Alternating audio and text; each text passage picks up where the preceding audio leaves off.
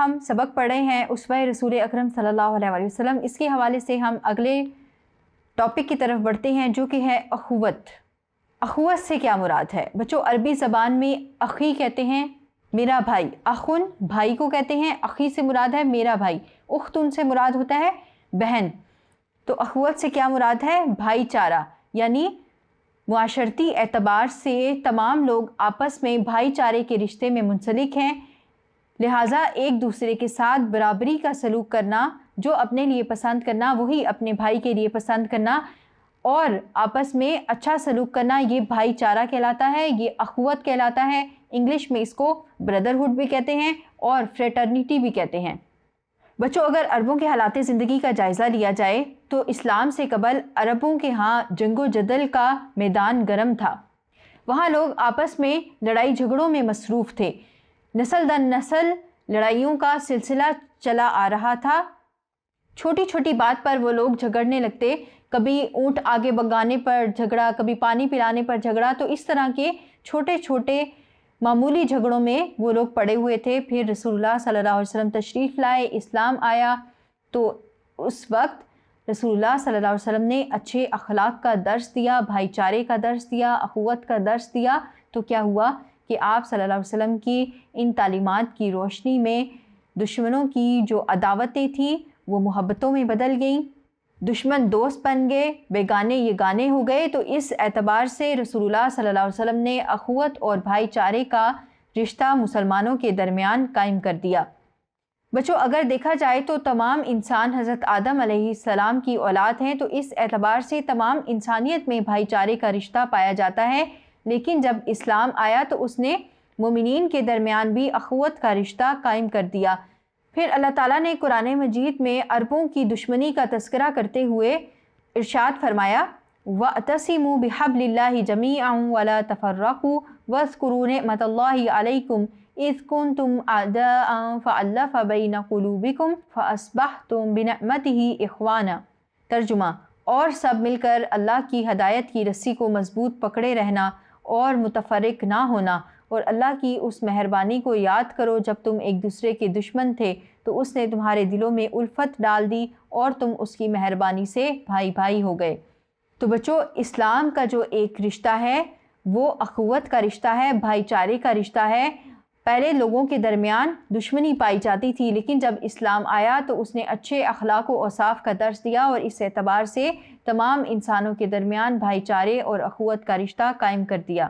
اور لوگوں کے درمیان بھائی چارے کا رشتہ قائم کرنا یہ اللہ تعالیٰ کی بہت بڑی نعمت اور اس کی عنایت تھی، کیونکہ اگر انسان تمام دولت بھی خرچ کر لیتا تو اس قدر بڑا فیض حاصل نہیں ہو سکتا تھا، یہ اس قدر عظیم مقصد تھا جو کہ آسانی سے حاصل نہیں ہو سکتا تھا، لیکن اللہ تعالیٰ کی رحمت سے انسانوں کے درمیان اخوت کا رشتہ قائم ہوا۔ اللہ تعالیٰ خود قرآن مجید میں فرماتے ہیں وَأَلَّفَ بَيْنَ قُلُوبِهِمْ لَوْ أَنفَقْتَ مَا فِي الْأَرْضِ جَمِيعًا مَا أَلَّفْتَ بَيْنَ قُلُوبِهِمْ وَلَكِنَّ اللَّهَ أَلَّفَ بَيْنَهُمْ إِنَّهُ عَزِيزٌ حَكِيمٌ۔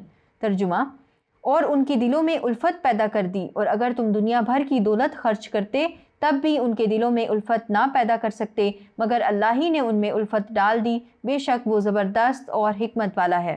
تو بچوں آپ نے دیکھا کہ کس طرح سے اللہ تعالیٰ نے یہ بیان فرمایا کہ یہ کسی انسان کے بس کی بات نہیں ہے کہ وہ دولت خرچ کر کے کسی کو اپنا بنا لے، لوگوں کے درمیان بھائی چارے کا رشتہ قائم ہو جائے، بلکہ یہ اللہ تعالیٰ کی عظیم نعمت ہے جو اس نے انسانوں کے درمیان بھائی چارے اور اخوت کے رشتے کو رائج کر دیا، کیونکہ تمام انسانوں کے دل رحمان کی مٹھی میں ہیں، وہ جیسے چاہتا ہے ان کو پلٹ دیتا ہے، ان کو بدل دیتا ہے۔ تو ہمارے دلوں کے حالوں سے وہ واقف ہے، اسی نے ہمارے دلوں میں اخوت اور بھائی چارے کا جذبہ پیدا کیا ہے۔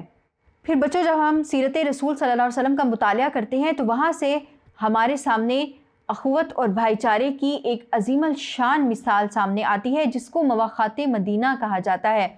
ہوا کچھ یوں تھا کہ جب مکہ میں کافروں نے مسلمانوں کا رہنا دشوار کر دیا تو اللہ تعالیٰ کے حکم سے مسلمانوں نے مدینہ ہجرت کی۔ وہاں جا کر رسول اللہ صلی اللہ علیہ وسلم نے ایک انصاری کا ہاتھ ایک مہاجر کے ہاتھ میں پکڑا کر ان کے درمیان میں اخوت اور بھائی چارے کا رشتہ قائم کر دیا، اور وہ ایسا زبردست رشتہ تھا جو انصار اور مہاجرین دونوں نے مل کر نبھایا۔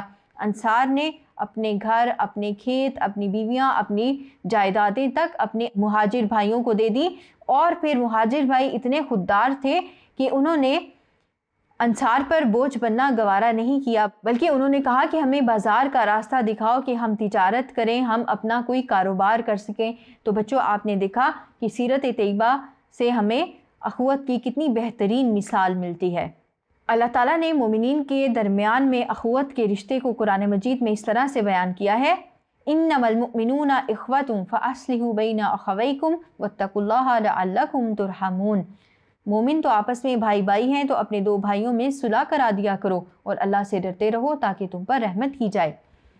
تو بچوں، اس آیت میں بھی اللہ تعالیٰ فرما رہے ہیں کہ مومن آپس میں بھائی بھائی ہیں، ان کے درمیان اخوت اور بھائی چارے کا ہی رشتہ ہونا چاہیے۔ پھر اگر کہیں دو مومن بھائیوں میں اخوت اور بھائی چارے کا رشتہ نہ ہو اور وہ کسی بات پر جھگڑ پڑے ہوں تو ان کے درمیان میں صلح کروا دی جائے، کیونکہ اللہ تعالیٰ نے مومنین کے درمیان اخوت کے رشتے کو لازم قرار دیا ہے۔